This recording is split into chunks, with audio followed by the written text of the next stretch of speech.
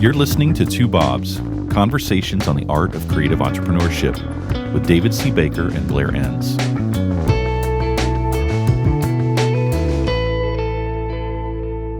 All right, Blair, before I turn you loose on this topic, I want to reminisce. Do you remember one of my favorite events that we did together was called Revenue 2.0?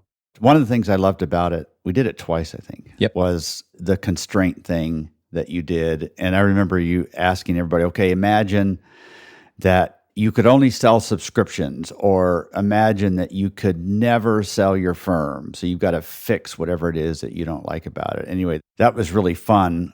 And I think you're going to pose a tough question for me, but let me just set the stage for what we're talking about today. And the topic is, do you even need new business people? This is me going out of business. Do you even need a win without pitching firm to consult with? But when I heard that question that you wanted to talk about this, all this stuff came in my mind, and I just pictured the many times where my clients have asked me this question. I need to hire a new business person. Can I talk about that? And before I even know any more about it, I think, oh my God, they want some magic referral, somebody that I know that's looking for work, or they want some magic commission structure that just will make everything perfect.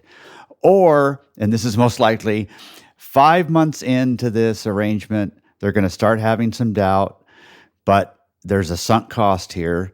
9 months in, they'll know they made a mistake. 17 months in, they'll fire the person, and then they won't learn from it. Yep. They will blame it on hiring the wrong person. Yeah, exactly. Do you remember the nickname for this position? Oh, no. Rainmaker. Oh, Rainmaker. Yeah. And that headline, Rainmaker Wanted. And I used to look at those ads, agencies looking for a rainmaker. It's like, yeah, rainmakers, these are fictitious people. These are like rain dancing voodoo witch doctors.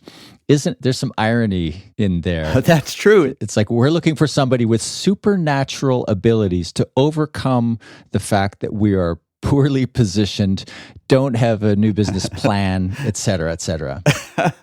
All right, so what's this constraint thing you're trying to make me uncomfortable with? I thought, well, let's approach it from this point of view. You can play the role of the agency principal, okay, and all of our listeners can follow along and try on this question. So constraint-driven exercises, as you've alluded to, we've done a bunch the 2 times we did Revenue 2.0. They're really powerful. We use them a lot in training. I give you a constraint and I say, imagine running your business under this constraint. And your first reaction is always, oh, I couldn't do that. Mm-hmm. And then your second reaction, which usually only takes a few seconds, is, oh, I can see how I could do that, but it wouldn't be good. And then your third reaction, after you've thought about it for just a few minutes, is, oh, wait a minute. I can now see ways in which this constraint might actually be beneficial. So that's the value of a constraint-driven exercise. It forces some creative thinking. So the constraint that I want you to try on is, imagine running your firm with no new business people, with nobody dedicated to the new business function or the various functions that fall under the banner of a new business. Oh, man. I'm feeling a lot of pressure here, but the first thing I'm going to miss is, who can I blame if this doesn't work out? The one throat to choke. Yeah, right. Yeah. Which, if you look at new business people, and God bless all the exceptions to this, but you look at a lot of them, you look at their resumes, a lot of them look like fugitives from justice. They're at an agency between 1 and 2 years, then they move on. Why is that? It's because of what we talked about at the top. The owner of the business is looking for somebody with some sort of magic superpower, and they realize, oh, this isn't it. They go hire somebody else. And maybe that person who's filling the position is putting forward a story of magic superpowers. Maybe they're coming from an agency where the new business success was a result of many, many other factors, not just the strength of one individual. Yeah. All right. So let me try this on. My firm is going to have to be really famous for something if I'm not going to have a new business person, so famous that people are going to hear about me and want to work with me. Or maybe I have some data-driven tool, access to that other people don't have. Or maybe I'm really good at it. I guess that's always an option. Yeah. That means I'm going to have to free up my time from all this other muckety muck stuff so that I can focus on it? I mean, are those the things you're looking for? Yeah. So, first of all, let's start with the firm being famous. So, maybe it's a generalist creative firm that's the hot shop of the day that's famous for being creative. We've talked about these types of firms recently, but more likely it's because you're specialized in either a discipline, a market, or a combination of the two. And you've done the hard work of building a reputation. So you're driving inbound inquiries to you, to the firm, with what we call the flip. And we've talked about this in previous episodes, already having happened. So the flip is the moment in time when you move in the mind of the client or prospective client, you move from this position of vendor with very little power in the buy-sell relationship to this position of the expert where you have some power in the buy-sell relationship. So you're doing something through a combination of positioning and marketing, usually, to drive these inbound inquiries, because as you said, you're seen as famous for whatever reason, solving certain types of problems or certain skill sets. And those inquiries are less likely to be competitive. So they're less likely to be pitch-based. They're less likely to be driven by a competitive RFP. Right. And still a whole bunch of other factors that we haven't talked about. Or maybe I do an event like our friends that do the cult gathering, right? I do an event of hundreds of people that want to come and network with other folks that are running cult-worthy brands, and that sets up comfortable conversations, and I don't have to get on the phone and call them. We just have a comfortable conversation because they want to come to my event. Like, I can think of all kinds of ways to solve this. Yeah. Okay, so do we even need a new business person? We kind of know how we're going to answer this. The way you would answer this, is it different now than you might have answered this 20 years ago because something's changed in this world that like makes it more reasonable that we don't necessarily need somebody now, but we might have needed somebody in the past? Yeah, that's a really good question. And the answer is yes. And so what's changed is the degree to which agencies are specialized. So I continue to think of the market today in like mid 2023 as pretty fully bifurcated, where you have the generalist, undifferentiated, mostly ad agencies on one side, so large ad agencies, and then you have the small specialist firms on the other side. And as more time goes by, these businesses are increasingly different business models, different cultures, different dynamics in the sale, different pricing dynamics, et cetera. Just jumping ahead a little bit. So if you're an owner or a leader of an undifferentiated ad agency, the likelihood of you getting away from dedicated new business people is probably pretty low because you don't have a lot of power in the marketplace because of the lack of differentiation. So most of your sales conversations are in competitive environments, tend to be pitch-based, tend to be RFP-based. The client is calling all of the shots in terms of how your services are bought and sold. If you're a specialist firm, you're probably not describing your discipline as advertising. It's probably marketing or communication or some other discipline. And it's probably a combination of design, software engineering, and consulting. And your clients, when they're looking for the services that you offer, don't tend to go to a pitch, not as readily. And because you're seen as meaningfully different, you've done the positioning work, things tend to be more conversational based. Now, it's these firms where the opportunities to get to not have to staff a single dedicated position, that makes this more possible. So 20 years ago, if we'd had this conversation, maybe a 10-person ad agency, a really small firm trying to get and look big, maybe they're below the threshold where they don't need a dedicated new business person. The first agency I worked in, I was an account manager. I was given new business responsibility. Nobody had it. No single person had it before me, but I still had account management responsibilities. Yeah.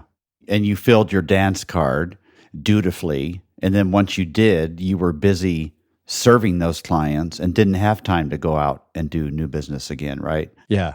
I don't know if this is accurate or not, but you could rephrase this and say, maybe you need a new business person, but don't hire a new business person to solve a positioning problem. That's sort of a banner over what you were just explaining earlier.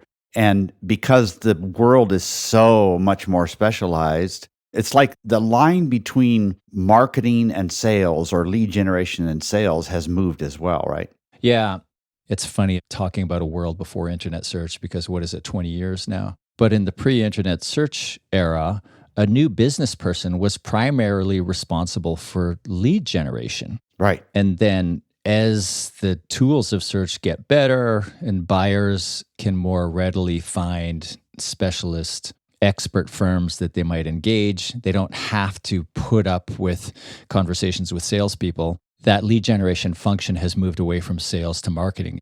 It's almost funny to think about it, but there used to be a time when sales reps held all of this marketplace information. So even if a buyer didn't want to buy from a salesperson, they were interested in having the conversation. Yeah. Because the sales rep would tell them what else they're seeing in the marketplace. And I remember those days. I remember being in an ad agency, talking to the print reps, getting information on what the other agencies were doing.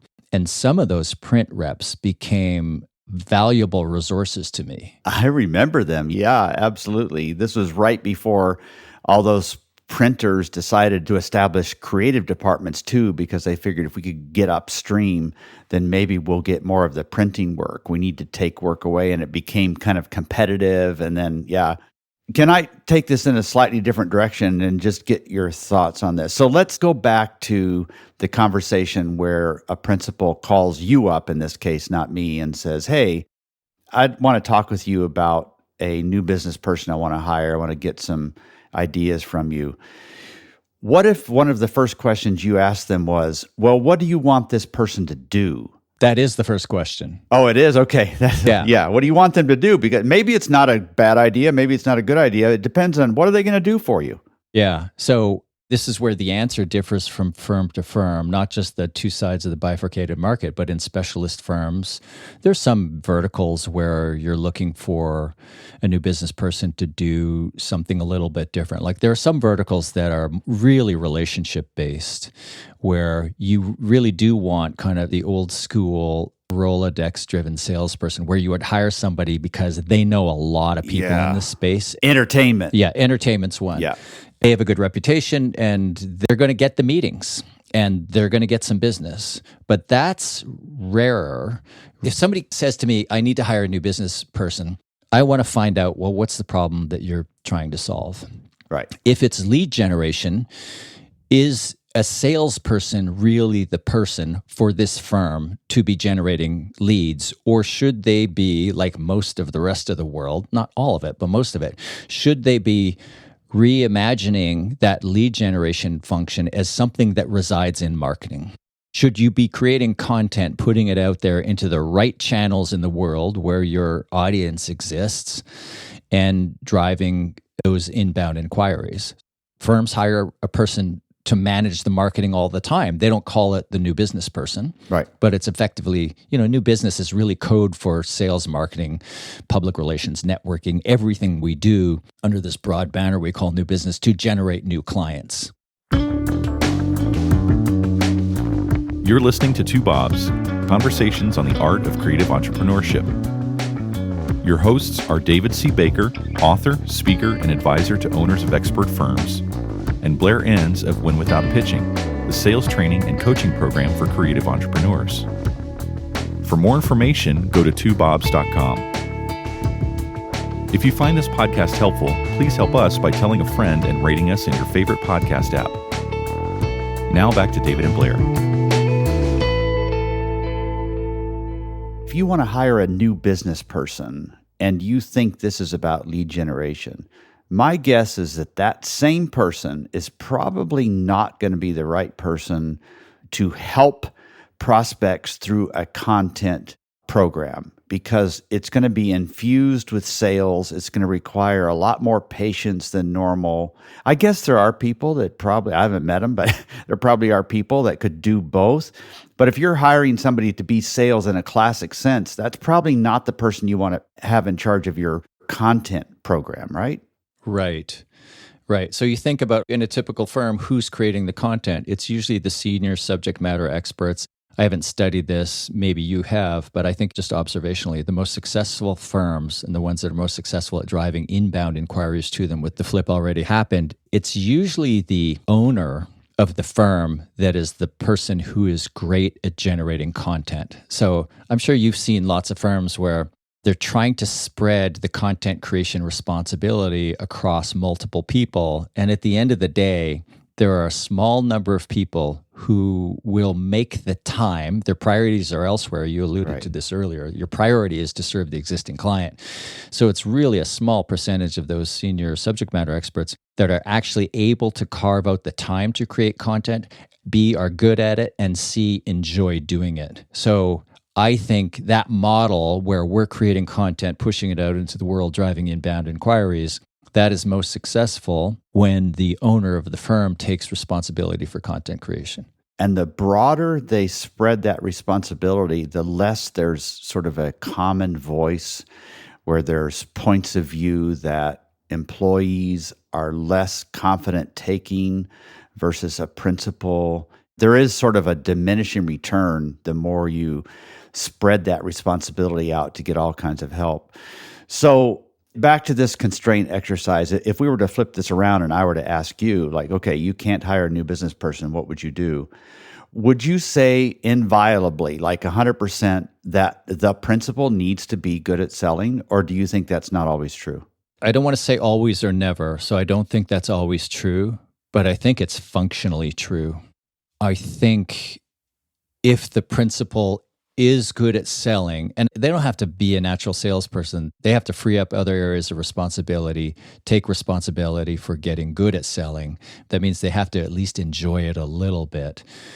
Then I think that's the key. Like in order, I think it's properly positioned first, and then the principal of the firm taking a leadership role in new business. Now, if they are a natural salesperson, they can do the kissing hands and shaking babies part of new business. They can do the networking. They can go to all of the events. They can build relationships. They can call on these people. They can play a lot of golf. They can go to the Chamber of Commerce lunch, whatever it is that they do. They can go to all the conferences. They can just get out there and meet the clients and interact with the clients in their space. And if that's not them, then they should be looking at content creation. Do they value being seen as the expert? Is it important to them or satisfying to them to build a reputation and get it out in the marketplace and be known for something? Like you and I like doing that, right? We like putting content out into the world and being known as these people who have these maybe sometimes provocative points of view or data-based ideas on what it is that we do. But other people in our position, they might just be more natural salespeople. So the short answer is, the firm that does not have a new business person almost always has a principal who takes a leadership role in new business, either through the content creation, they are the star who gets put on the stage, or through more one-to-one, person-to-person based selling. You know, it's interesting to me listening to you describe that. These same principals who want to hire a new business person do not want to be that new business person because they think it carries some baggage that they don't want to be associated with, but they're fine hiring somebody like that. These folks are probably better at selling than they think they are, but they don't want to identify their skill as selling because they think it's just a little bit beneath them. I don't know if that's widely true, but I've seen it sometimes. It's just interesting to see. Yeah, the unseemly S word. Yeah. You're in sales because you're not good enough to be a marketer. Yeah. But there are times when it makes sense to have a new business person. So it's not automatically a bad idea. No, it's a valuable constraint-driven exercise to try on. If I couldn't hire a new business person, what are the changes that I would need to make in my business? Well, I would need to take a bigger role, and whether I see myself as a marketer, like an expert on the stage, or a salesperson. So that means I'm going to have to free up other areas that I've held on to. I'm going to have to delegate other areas, and I'm going to have like 25 to 50% of my time be new business. I'm going to have to look at my positioning and make sure we're properly positioned so we're driving inbound inquiries to us. And one of the other things that falls out of proper positioning that we haven't talked about yet is I'm going to need to make sure that our new business process isn't tied to the pitch industrial complex. I'm going to have to get out of the pitching and the just high volume RFP response game because that takes a lot of human resources. In the generalist agencies, you look at what new business people do. Well, they fill out RFPs and they coordinate pitches. Yeah. Every once in a while, that's okay, but you're slowly moving away from that. Or, like you referenced earlier, there's certain verticals where business is still done based on connections. We mentioned entertainment, sometimes investor relations, publishing, fashion every once in a while, where it's tied to particular people, where you could see that. But then it just terrifies me, though, because this person you hire who knows all the right people is going to take their Rolodex with them when they leave you in 2.5 years, right? And you'll have to find somebody else. So there's a certain terror in that too. Yeah, we have a client, you know them as well. They recently brought on one of these really senior people to do business development, but this person also bought into the firm. So that addresses that issue. This gun for hire is going to move on and go work for your competitor, and all of that success that they brought with them is going to leave with them too. Yeah. This, to me, is one of the very best examples of how powerful partnerships can be wonderful, where you have one principal who just isn't as comfortable selling and somebody else who just loves the perspective of helping and conquering and closing, and it works really well. And it also establishes a healthier partnership because they're not a stack of plates. They do very different things. So the salesperson looks at the other person and says, I am so glad I have you as an operator.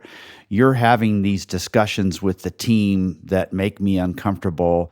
You're solving issues with clients, and we both appreciate each other. It's just a great example of a powerful partnership. It really is. And if you're the business owner and you're considering taking on a partner and you serve a vertical, if you go into that vertical and pull out a seasoned expert from that vertical, and I'm thinking of multiple firms that both you and I know right now where this has happened, that partnership can be really, really fruitful.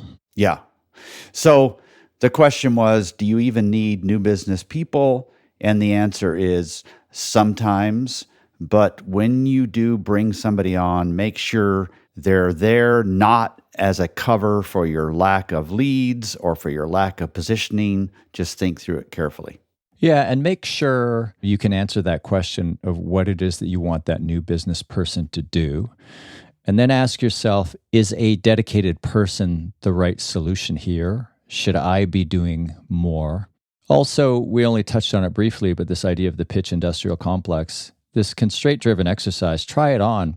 If you're living that life where the new business function is largely responding to RFPs and coordinating pitches, try on this constraint. What if you couldn't do those? What if you weren't allowed to respond to RFPs and you weren't allowed to enter pitches?